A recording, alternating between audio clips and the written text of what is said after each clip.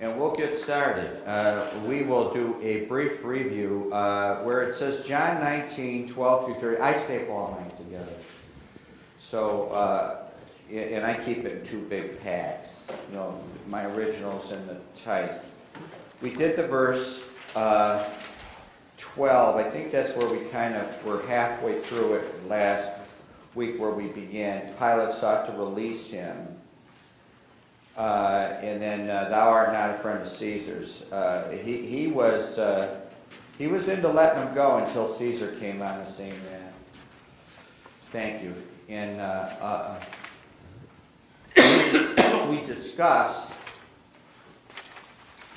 that Caesar was a god, was a deity, and they would do that, make their leaders, their rulers, gods. And I understood that if you did bow or say Caesar is God annually, you know, you would hear these things. I hear occasionally in preaching or occasions that they would lock your head off. They would kill you on the street. And that you would have to do that. I don't know how true that is. Now, how would they know that? This is something that takes place 2,000 years ago. Yes? Probably by tradition. They based on traditional things. Traditions? Yes, go ahead. I heard that if you burnt incense to Caesar, then they would give you a certificate attesting that you did, and then you could buy and sell freely in the market. Well, is it printed someplace? Is it like Josephus? Someplace it's either read or someplace. Or like Bus said, tradition, passed down. As not folklore, but I mean, the Loch Ness Monster, that's folklore. Anybody believe in the Loch Ness Monster? I do. I believe. Anybody? You believe in Sasquatch? I believe in the Lake Erie monsters. I believe in the Loch Ness Monster. My hand goes up that high. Sasquatch, I'm not here, but I'm there. Sasquatch. What about the Lake Erie monsters? I could believe. I think I hooked him once. The hockey team. Oh no. I think I hooked him once, but anyway, that's neither here nor there. Anyway, that verse 13. He then goes to the pavement. This is just a brief review. He's about to. He's now making up his mind. He's making the official decision. This is it.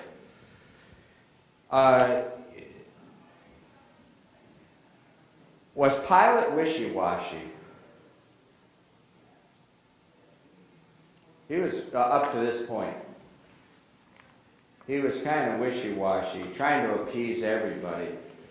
What do we call that in politics? Waffling.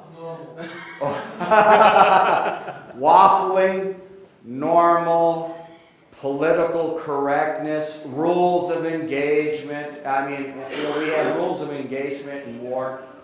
Why is the Republican debates and the Republican ongoings right now so fresh?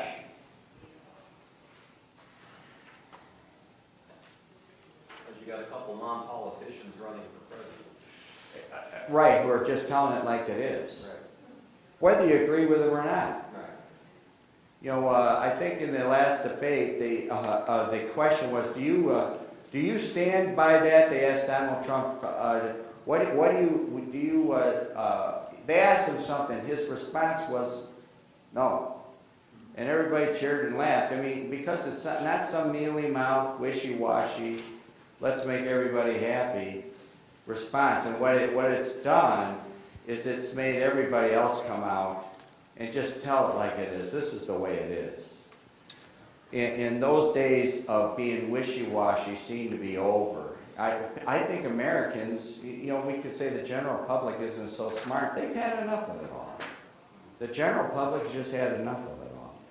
He's about to make some official decision, and he's going to protect his own hide.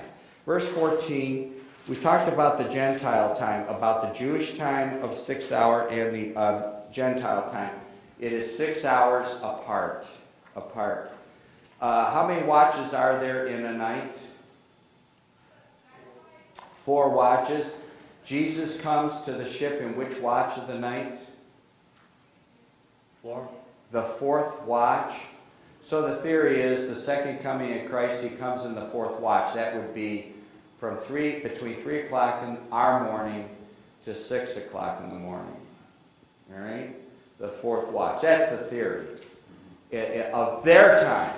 Of their time, which would make it 3 o'clock in the afternoon to 6 o'clock in the evening for you and I, when our evening starts. And then the day is divided into a day and an evening.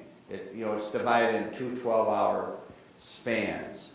Now, I don't know what the climate is like over there. If you're at the equator, right dead at the equator, it never moves. It's 12 hours, right? 12 hours daylight, 12 hours of sunlight. Sunlight and darkness, right?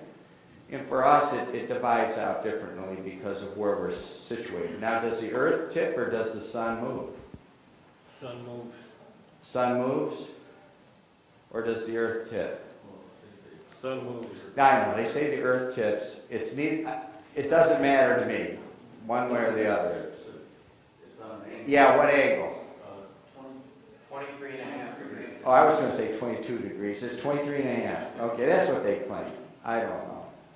I as an engineer, or just logically, I say, well, why don't we check all this stuff out when you launch satellites? We've discussed it. They always go from west to east. Well, why don't they launch it east to west, two of them, and have them meet up? And they shouldn't meet up at 12 hours apart, at exactly 180 degrees apart. If the Earth is rotating, it should meet up someplace, even if it's a few degrees off. You can prove this, or launch them north to south. Now, is there ways and reasons not to do that? And there's all kinds of absurd things that Christians talk about, and I have avoided talking about it. They make whole sermons out of this. And I have really made an effort not to do that and to get off it. I'm not going to talk about the Twin Towers. I'm not going to talk about this and that. Enough's enough of that. One of my pastors, he talked about the holes in the poles. I've talked about the holes in the poles. Said, you got to get the book. I got the book. I only made it halfway through. It just bored me out of my mind. The claim is that you can sail up there, sail in there. There's a whole other world in there and a sun down in there. And that's why Admiral Byrd said what he said, and that's why the Northern Lights are there, and on and on and on it goes. But I do sort of half believe in Bigfoot. All right. Anyway, why did I do that? It's clear time makes this decision. The 6th hour between the Jewish and the Gentile time is 6 hours. And they cried away, verse 15 here. We have no king but Caesar. 1 Samuel 8 is when they make the king. It's that God tells Samuel, they have not rejected thee, but they have rejected me. They rejected God. And at that point, it was a theocracy. And the difference between that, there's a theocracy. It's run by the clerk. I don't want to call it clergy. It's run by the priests. Did they have a possession? They had no possession. All right? Their possession was the Lord, by the way, the theocracy. Everybody else's possession, they had land that was given to them. All right? So it was run by the theocracy, and then it became a monarchy. In the millennium, what will it be run by? Christ. And that is the government. It will be well, we've always been taught it's a monarchy. He will rule as king. A monarchy. Now, what's the difference between a monarchy? We always would then say, what is better, democracy or a monarchy? We supposedly, I'm not getting in a government argument. We're just talking about generalities. What do we have, a democracy? Well, with our president, with executive orders, you'd think it's a monarchy. We're a representative republic. Oh, we're a representative republic. Oh, yeah, you just had to throw that in there. Well, let's call it a democracy. I got to call it a democracy, but it's ruled by more than one person. And ideas are brought together and they come to a nonpartisan agreement. And I say, well, I'm not into that, so I don't get all tied up in that. How do you come to an agreement with the devil over abortion? It's either right or wrong. Come on, it's right or wrong. We don't we can sort of half kill the baby at some time. Come on. So we don't get involved. We should not get involved in that. It's our way or the highway. All right, so in a monarchy, though, it is, what corrupts a monarchy on this planet today? Sin, right. What do they say? Absolute power corrupts absolutely. That's what the saying is. There's truth. That's not a proverb, by the way. You could probably find a proverb to support that. It corrupts.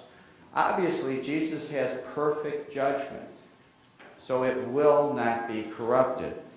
But here they have no king but Caesar. They choose the authority. They'll do anything to get rid of Jesus. All right, verse 17 there, we talked about the cross, the place of a skull, Golgotha, and we brought up the word Calvary. It is only used in the King James Bible, as far as I know. And it is the Latin for Son of Man. And it is found, where is man? Which book is man? Obviously, the reference is given. It is Luke. And so that you can sort these words out and how they're used, such as Matthew and Luke give the genealogies. God does not because John does not because God has no genealogy. Mark does not because we're not in the interest in the genealogy of a servant, and so on. And it was, the cross is called a tree in Deuteronomy and a pole as that brazen serpent. We talked about the logo that is on an ambulance. Veterinary. Does a veterinarian use some kind of a logo? You brought that up. Yeah. You did bring that Different up. medical specialties have the same symbol, but it's modified. No, right. All right. One snake, two snake, a vine with so many leaves, a vine with no leaves. That's what my doctor. Now, somehow it could be a mixture of heathenism, but obviously you can point back to Numbers where they lift up the serpent on a pole for the healing. You can always point to there. Verse 18, they crucified and two other with them, and they were crucified with thieves. Jesus was never a thief. He was no robber. He did not think it was robbery to be equal to God, Philippians there. And he will be cast as a thief in the night. And one of the ideas was he only steals, he goes for the jewelry box. And ladies, you generally you don't wear your fine jewelry all the time. There's a fear of losing it. And is it right to do that? Not wear it.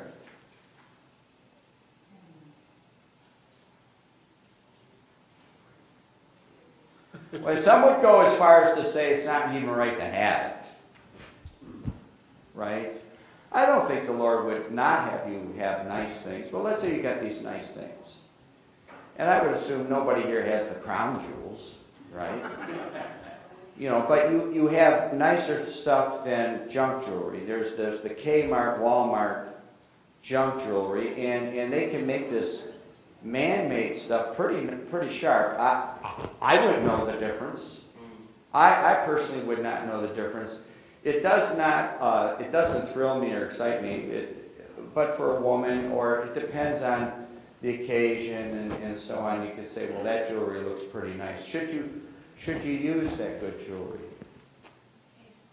Occasionally or all the time?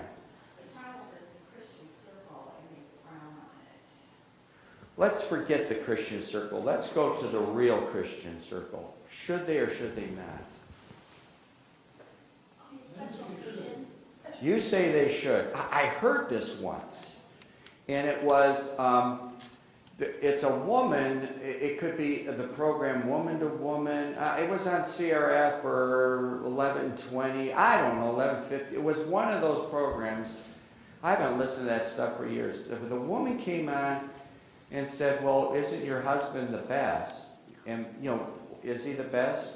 Yes. It's rhetorical. Yes. So shouldn't you do the best for your husband all the time? Then rhetorical, yes. Then why do you pull out the Thanksgiving china only on Thanksgiving? Breaks Should he easily. have the best all the time? When we're done with our kitchen, I told the wife, I said, get rid of the Corellware. Your everyday dishes. Why shouldn't we use the good dishes? If they break, they break. And the dishes we have, you can get them now, are we going to do that? I don't know. But the dishes we get, we pick them up at Goodwill for 50 cents or $1, the good dishes. You can get pretty nice dishes there for nothing. Sure. China is, it's like the rice in China. There's tons of it. So why not put out the good silverware, the good stuff all the time, and treat your husband the best that you can, and vice versa. Do the best you can for your wife, and so on. Why should everything be cheap? We always call it cheap and dirty, cheap and dirty. And anyway, the thief, getting back to the topic, the thief in the night, he comes and gets the valuables. Now the TV can be valuable. Depends on who's looking, through whose eyes. Oh, by the way, I did look up that verse. It's Psalm 101, verse 3. The one I was thinking of was Job 31. Yeah, what is that? Not use the word I, but it says a covenant. Oh, I have made a covenant with mine eyes. Why then should I think upon a maid? Yeah, that's not the one. No, the other one is, why should I put any wicked or evil thing before my eyes? Are you there? I did look up that verse, though. Go ahead. Read it. I will set no wicked thing before my eyes. I abhor them that turn aside. It shall not be to me. All right, now, we pull it out of context. I don't know what the context is.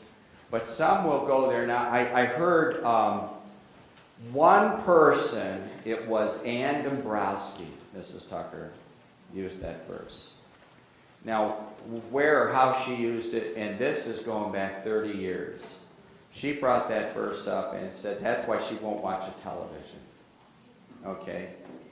And then I got thinking, I think we already had gotten rid of the TV by then, if I'm not mistaken. We have a TV now, but that's why we had gotten rid of it. And I use that to justify that. Yeah, I did look up the verse. I don't even know why that came up, but they used the one verse. But that's where it is. You try to get the words, what word, before I left that night, if it was Wednesday night, it was Wednesday night. I pulled out the concordance and I did find it. Okay, he wrote a title, Jesus of Nazareth, King of the Jews. It's used 4 different ways in each of the Gospels, Greek, Hebrew, and Latin. And it states it's written those 3 different ways. That's why they're phrased differently. Because the author and the reader reads it in that particular language. As we say, the house is white. The Spanish say the White House is. They say the White House is. They say we say it backwards, we say they say it backwards. It's neither here nor there. It's written that way. All right, the title, many of the Jews, it is then Hebrew, Greek, and Latin. It represents then the 3 races, Ham, Shem, and Japheth. Ham gets saved in Acts 8. Shem is saved in Acts 9, and Japheth is saved in Acts 10. And then Christians are called Christian in Acts 11. And it goes in that order. The 3 races are saved as representative groups, and then Christians are called Christians. They were first called Christian in Antioch, that's Acts 11. So it's 8, 9, 10, and 11. Just memorize that. It's easy to memorize that, these generalities. 8, 9, 10, 11. Ham, the black man. Shem, the Jewish man. Japheth, the white man, the European. man. And then there's neither Jew nor Greek, right? Scythian, barbarian, bond or free, they're all lumped together, and we're all called Christians in Acts 11. All right, you see how that all works out. And that it's not like German Americans, Polish Americans, African Americans, Messianic Jews, and all these things that we tag to it. And so on. All right, verse 21. They did not like when Pilate had said that he is the king of the Jews, but he said, I am the king of the Jews. And he says, and he finally stands firm, buckles down, and said, what I've written, I've written. And then we talked about this, that they divided his garments. It is a prophecy that is fulfilled. And if I didn't print it, it is in your center column reference. His clothes are called garments, coat, vesture, and raiment. That's what they're called. It is all woven together with no seam. In other words, there should be unity in the church. We could find all kinds of types for that. That's the most blaring type that you could come up with. It is not called, as the movie goes, give me the word for it, the robe. Now, we had a guy here that went to MIT, went to Europe to do a investigation with MIT on, I believe, the robe, the Roman Catholic robe. And as a project, some of these guys are, kind of like, you don't know if all the bricks are quite in place. Oh. You know what? You're right. Yeah, you're right. I stand corrected. But there is that a Bible word?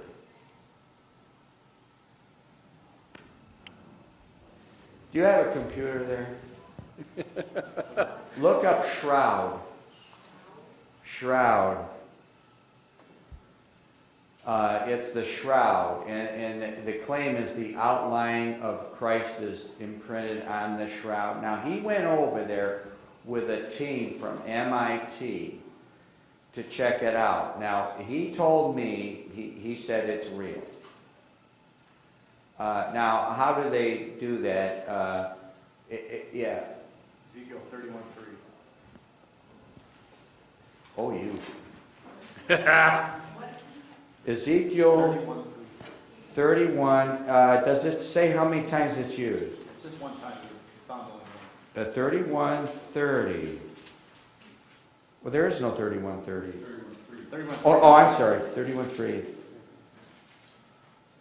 Okay, behold, the Assyrian was a cedar in Lebanon with fair branches, with a shadowing shroud, and of a high stature, and his top was among the thick boughs. All right. I'm going to ask you, by just reading that verse, who is the Assyrian? Go ahead, Joe. Say it out loud. It's the devil. Just by, that's one of his names, is the Assyrian. Just by reading the verse, if you go to, and it could be here in this, it could, look at verse 8. I said, I thought it was Ezekiel 28. Look at verse 8 of the same chapter. The cedars in the garden of God could not hide him. The fir trees were not like his boughs, and the chestnut trees were not like his branches, nor any tree in the garden of God was like unto him in his beauty. It's a type of the devil. And I said last week, I don't know where it was, that the devil is a type of, he's likened unto also a tree. Like Jesus is likened, there's all kinds of likes. And for the afternoon service, I'm going to preach on Jonathan and his armor bearer. And not in type. Not in type, just what it says. This is what it says. And is there another meeting? He doesn't tell his father. He doesn't announce it. They just go. So in type, and I don't know if this is too simple, I'm trying to figure out, well, what is it? It could Jonathan and the armor bearer be Jesus and the Holy Spirit coming here? Saul stays behind God. He stays behind. Jesus and the armor bearer, the Holy Spirit come. They have this great slaughter. Just the two of them. Did they come down to them, or did they go up to the enemy to defeat the enemy? They went up. Now, and we'll preach all those type of points. And I thought, well, could that be Jesus coming up out of the grave, getting the victory? Now, those are the only two thoughts I had in my mind. And I think that those could be too, sometimes the simple way is the real answer.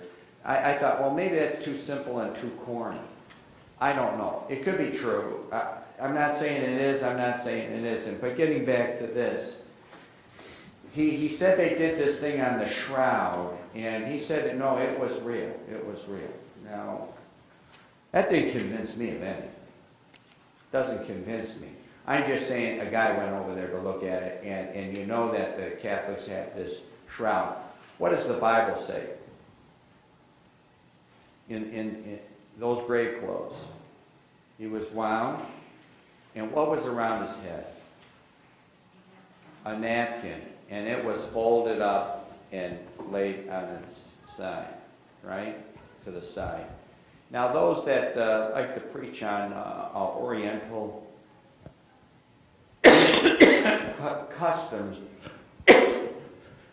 I don't do customs. I prefer not to do that or hear it, but what does that mean? I'm sure you've heard a message. I may have heard it in passing, or you have told me. When they fold the napkin up and lay it to the side, what does that mean? They're not done yet. Basically, he's not done yet. I'm coming back. That's what that means, Oriental. Now, how do they know that? I don't know. It makes for good preaching. It's a nice story, but it's not biblical. But it makes for good preaching, right? It fits the narrative. All right. They didn't want to rend it. And here's where we'll pick it up. Father, bless us, nourish us with your word now. In Christ's name, amen. All right. They didn't rend it for a few reasons. Hebrews 6:20. And you know what? I'm not going to my notes. You printed my notes. I'm already with the white notes. I'm just going to use these notes. Hebrews 6:20. Whither the forerunner. One good thing about our blessed hope, he is our forerunner. He has run before us where we cannot go on our own. He plows the way ahead of us. Is for us entered, even Jesus, made an high priest, it says forever. Forever. All right, so they did not rend or rip his vesture. The high priest rent his clothes, signifying, now it doesn't say that, we say it. It signifies the end of the earthly high priest. It's over. What was rent into? The veil. And the veil represented his, in Hebrews, his flesh. It states that. It states that it was his flesh. The high priest rent his clothes. Leviticus 21. In fact, why don't we go Matthew 26 first? We're there. Matthew 26:6. And Leviticus is the law. Matthew 26:6. By the way, did Jesus keep the law? Jesus kept the law. Now, when Jesus wasn't, no, that isn't right. Yeah, I will go to the yellow pages. I still use the yellow pages when I can. 65. change that to verse 65. 65. Verse 65, that's okay. Then the high priest rent his clothes. Now, I wrote in my column on the right, Leviticus 21:10. If Jesus fulfills the law, then he did nothing against the law, right? So if you go to Leviticus 21:10, if he fulfills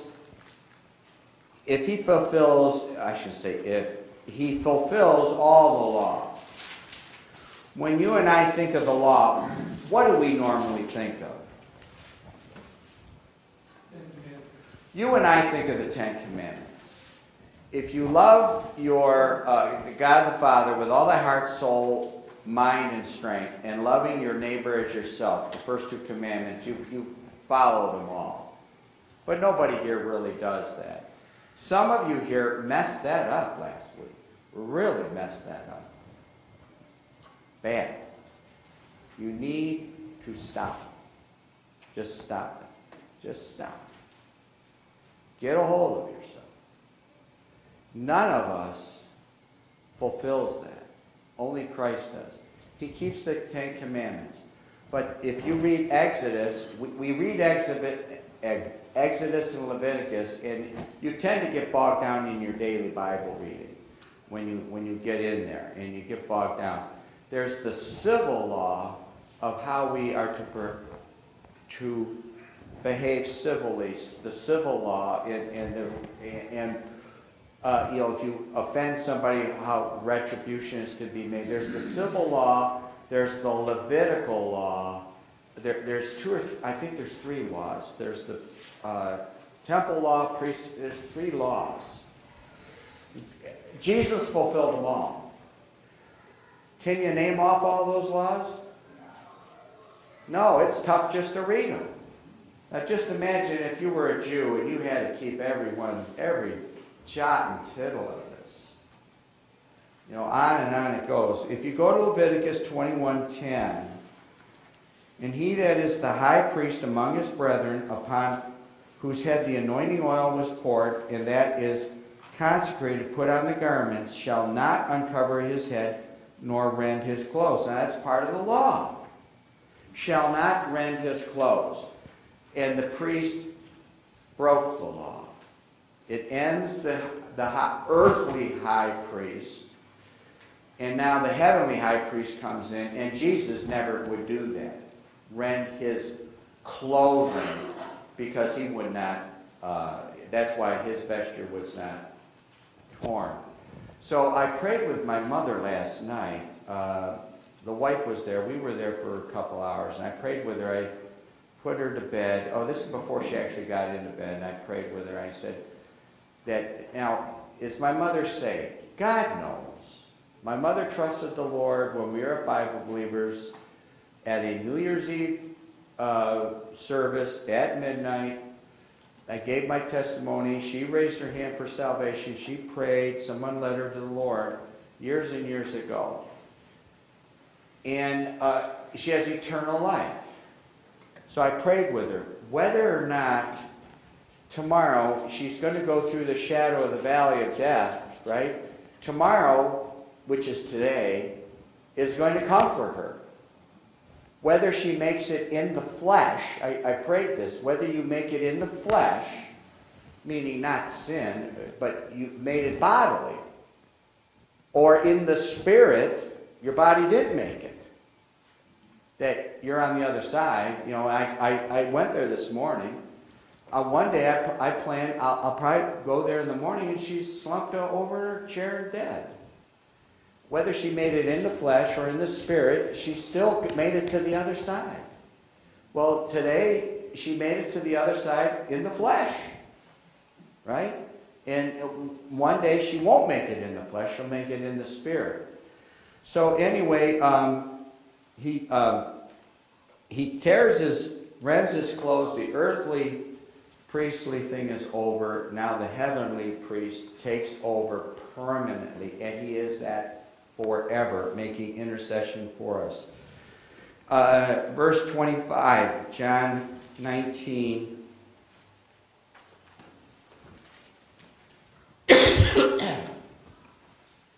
Now there stood by the cross of Jesus his mother and his mother's sister, Mary, the wife of Cleophas, and Mary Magdalene. This is the beginning of the sayings. In verse 26, woman, behold thy son. Verse 27, behold thy mother. In verse 28, I thirst. Verse 30, it is finished. Now there's all kinds of sermons done on this. Now I break it up into, there's the 7 sayings, and I alliterate it, and I usually pick S words or something.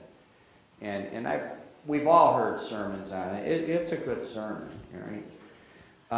And these we could say in order. Is it finished? What was the last one? Is it finished, or into thy hands I commend my spirit, and gave up the ghost? Which was the last? It is finished, and he gave up the ghost. Which one's the last? You could debate it and say you don't know which one is. That's immaterial. The first one is, Father, forgive them, right? Words of forgiveness. I don't feel led to look these up. Words of salvation to the thief on the cross. Words of affection to his mother. All right? And the words of anguish.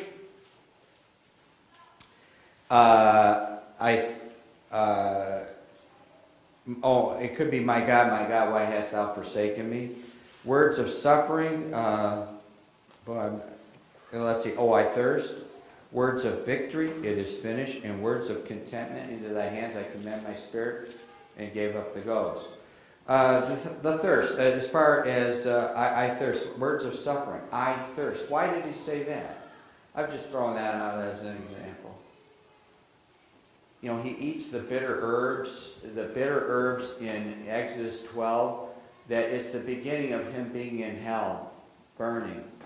And the flames. Jesus, remember the Passover lamb is roasted with fire. Roasted with fire. Yeah, I'm pretty sure it was not to be sodden. What is sodden flesh? It's boiled in milk. Yeah, that was against the law. Boiled. I'm not a cook. Like stew. But boiled, yeah, stew. It's supposed to be roasted flesh, not boiled. Stew, I like stew, but boiled flesh. What other way do you boil it, other than stew? I mean, when I think of boiled meat, man,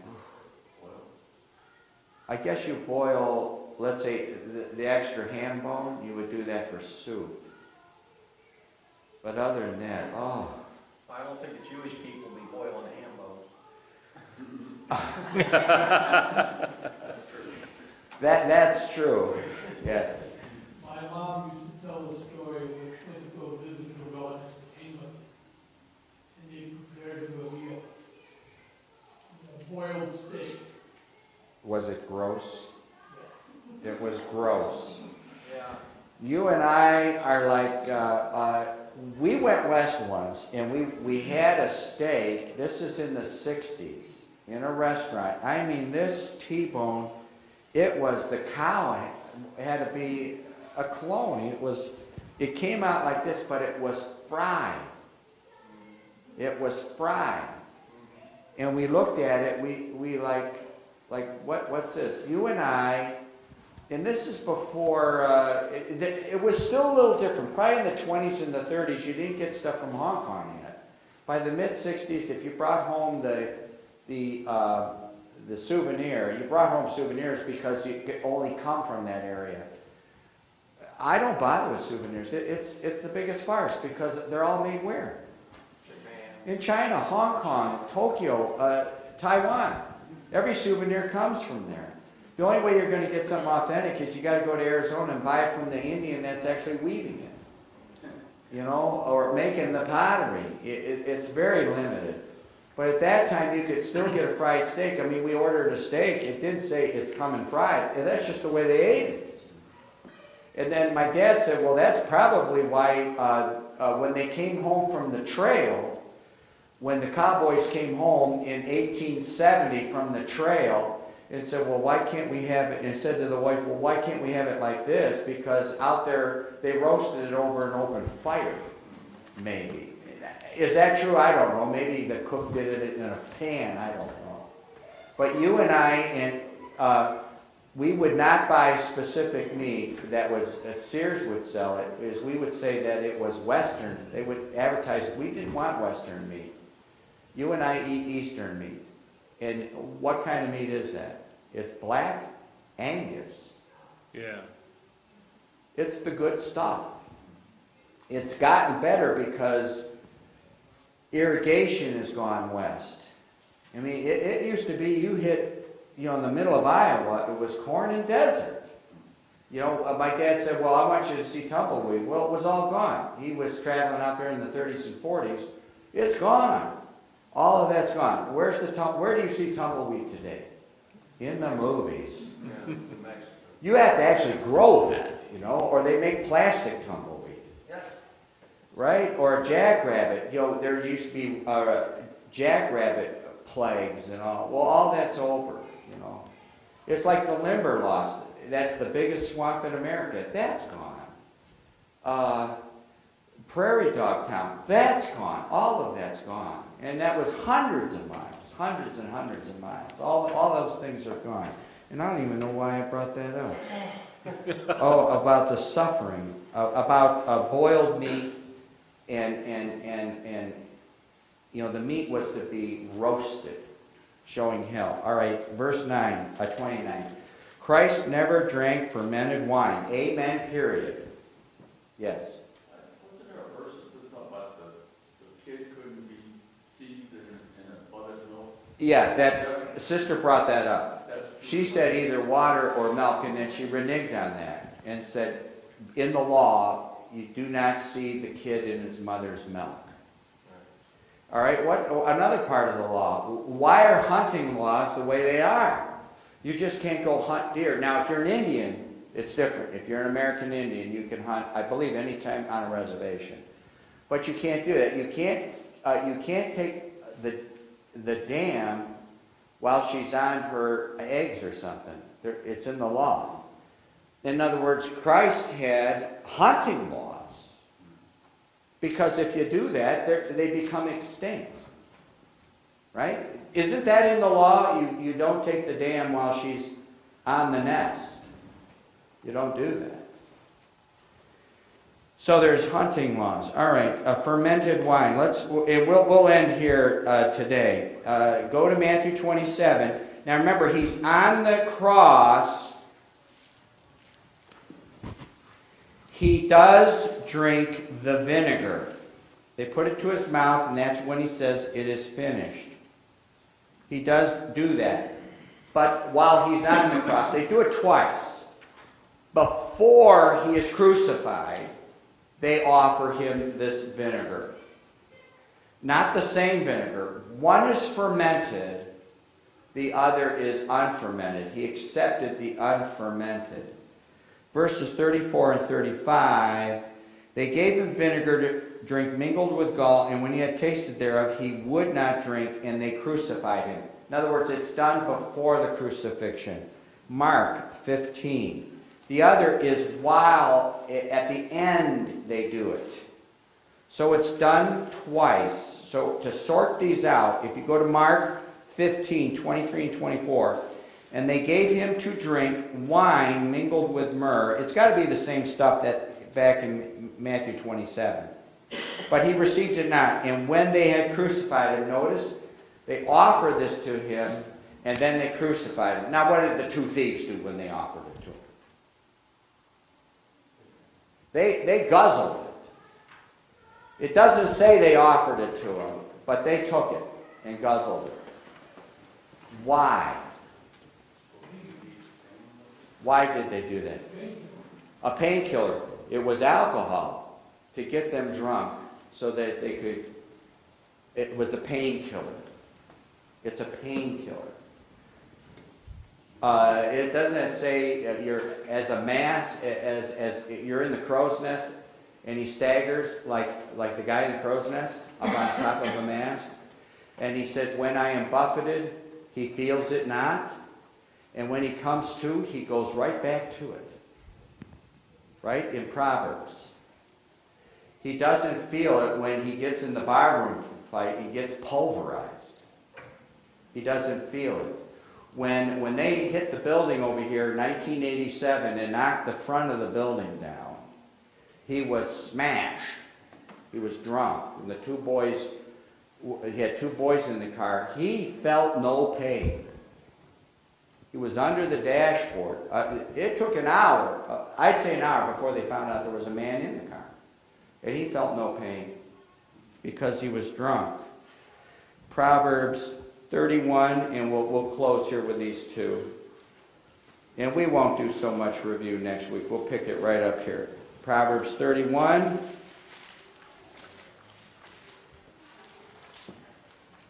Six through 8, give strong drink unto him that is ready to perish. All right, so there they are. Ready to perish, give him strong drink. And wine unto those that be of a heavy heart, let him drink and forget his poverty, remember his misery no more. Open thy mouth for the dumb, and the cause of all such are appointed to destruction. All right, that's why it was offered. Proverbs 20, verse 1. That's it. Strong drink is raging. Wine's a mocker, strong drink is raging, and whosoever is deceived thereby is what? Not wise. Not wise. Right? And unfortunately, those that are hooked on that, you get hooked on that. Can you get hooked on Pepsi? Can you get hooked on Coke or Sprite? Pop? Hooked on cigarettes?